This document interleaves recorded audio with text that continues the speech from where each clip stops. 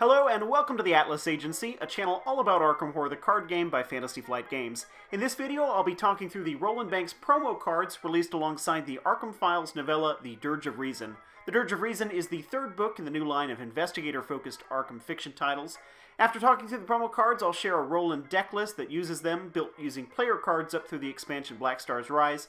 And note that I won't be discussing the Dirge of Reason novella itself, I'll only be discussing the promo cards. Hope you enjoy!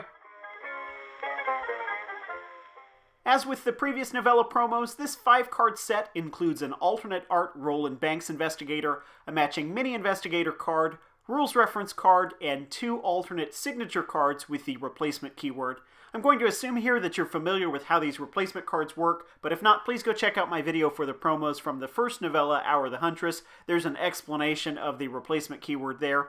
You can see the alternate art Roland here. Unlike the Jenny Barnes and Norman Withers promos, the artwork on this one doesn't actually come from the book cover. It is a different piece of artwork. The cover of the novella does depict Roland, but he's a little further away from the camera, and his face is kind of shadowed or hard to make out, so it's not really suitable for an investigator card. The cover is used instead as the art for the signature weakness in this set. It looks like the investigator card actually does use the background from the novella cover, but Roland's been covered up by a close-up of himself. I guess cover-ups are sort of Roland's thing anyway. I appreciate that they had a good piece done for the investigator card, and I have to say I like it a little better than the original Roland artwork.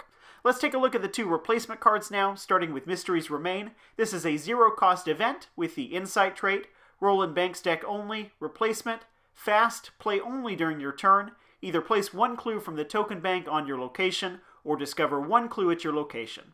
Remove Mysteries Remain from the game, and it has a combat icon, an intellect icon, and 1 wild icon.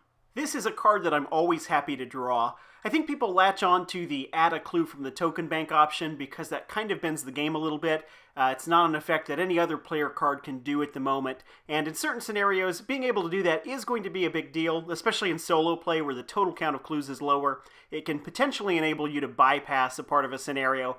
For example, when I ran through a Dunwich solo campaign testing these cards, this was really helpful in Where Doom Awaits. I was able to bypass some work there, but I feel like 75% of the time, maybe even a little more in multiplayer games, just discovering a clue at fast speed for 0 resources is actually going to be the more attractive option. You're basically trading a card for a clue, which maybe doesn't sound super splashy or exciting, but it is really useful. I guess bringing in the clue from the token bank could occasionally also be useful for enabling cards that require clues at your location, like Preposterous Sketches or Inquiring Mind, or Roland's original signature card, the 38 Special. But I think the free clue discovery will be the more common use. So that's Mysteries Remain, and again, I like it quite a bit. Next up, we have the signature weakness, the Dirge of Reason. This is a Treachery with the Madness trait. Roland Banks deck only, replacement. Revelation, place 2 of your clues on your location. If you cannot, place all of your clues on your location, take 1 horror, and shuffle the Dirge of Reason back into your deck. So you'll drop 2 clues if you have them, otherwise you'll drop what you do have and take a horror and shuffle the card back into your deck where you can potentially draw it again later. The consensus opinion seems to be that this is significantly easier to manage than Roland's original weakness, Cover-Up, and I agree with that. For one thing, there's just the number of clues eaten. Cover-Up requires you to discover clues 3 times to clear it, whereas Dirge of Reason only has you drop 2. Though if you don't have the 2 when you draw it and you have to shuffle it back, it could potentially be more if you redraw it later. I think in the majority of games, if it does get shuffled back and you hit it 1 or 2 more times over the course of the scenario, it's not too big of a deal. Hopefully you'll have some allies available to absorb those horror hits. Also, unlike Cover-Up, it's not especially problematic if you draw Dirge of Reason late in a scenario. Since Cover-Up penalizes you with that trauma for ignoring it or not clearing it, you have to stop and deal with it if you draw it near the end of a game. Whereas if Dirge shows up late, assuming you're not almost dead, it's likely fine. You probably won't redraw it again before the end of the game. Now, the rules do permit you to use both sets of these cards, both the original signature cards and the replacement cards from this expansion in the same deck. For these cards, though, I don't think I'm going to be interested in doing that. With the Jenny Barnes cards from Hour the Huntress, that sort of felt like it would work out. I definitely don't feel the same way here, though. I think a big part of that is the fact that both of these weaknesses hit Roland along the same vector. They both demand extra clue gathering, so I think to have both of them come up could really frustrate your efforts to progress through a scenario. And I don't think that Roland necessarily needs his 38 special all that badly. The other weapons that he has access to are good. So for me, it's going to be one or the other, and I see myself picking these replacement cards over the originals the majority of the time. I thought I'd go ahead and share a Dirge of Reason based Roland deck list. This is based on the card pool as of the end of the Carcosa cycle, basically everything through Black Star's Rise, since Dim Carcosa didn't add any level 0 cards. I ran a deck list very close to this through a solo Dunwich campaign on standard difficulty, and I've made some minor adjustments based on those plays. This is kind of player count neutral. My test run was solo, but the deck should be fine in multiplayer as well. It does use just the replacement cards. I'm not using the original signature cards. I'll just kind of go section by section here. For weapons, I've got 2 45 automatics and 2 machetes. That's a pretty standard kit for weapons as far as Roland. I did originally have a single copy of 32 Colt in here as well. I was concerned about dropping the overall number of weapons from 5 to 4 since I wasn't going to have Roland's 38 special in the deck. So I'd added that Colt in to keep it at 5. That's kind of my rule of thumb for how many weapons I want to have in the deck.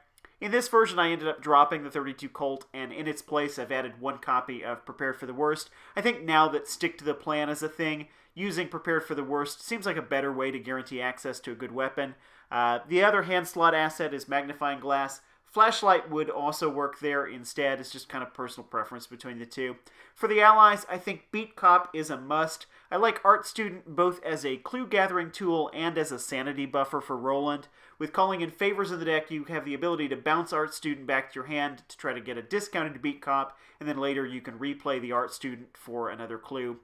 Dr. Mallison is another potential alternative to Art Student, just as another low-cost ally with 2 sanity with a useful effect. I think you want one of those in the deck, but again, personal preference on which of those you go with.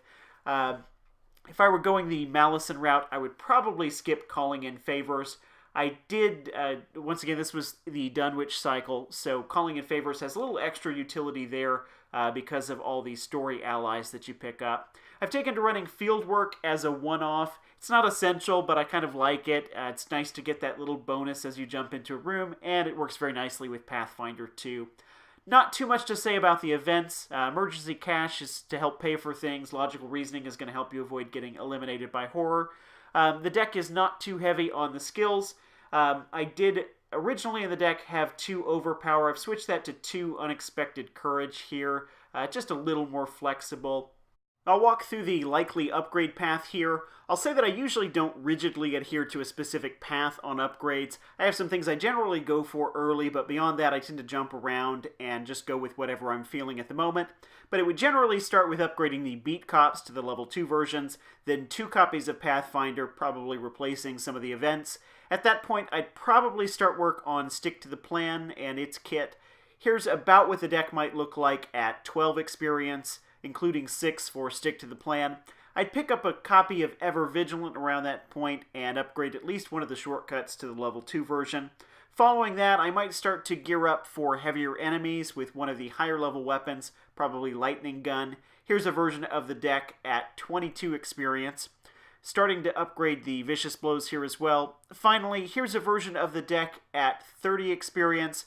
Extra ammunition to go under Stick to the Plan to refuel Lightning Gun, a copy of Keen Eye, and starting to work on the 45 automatics. Overall, I thought the version of this that I played worked fairly well. I'll try to get the level 0 version of this posted over on ArkhamDB around the time I post this video, so you can check it out there if you want. If you want to search my author name, I'm user The Atlas over on ArkhamDB. I hope you enjoyed this look at the Dirge of Reason promo cards. For more Arkham content, you can check out the Atlas Agency WordPress over at atlasofarkham.wordpress.com. As always, thanks for watching, and until next time, good luck in your own investigations of the mythos.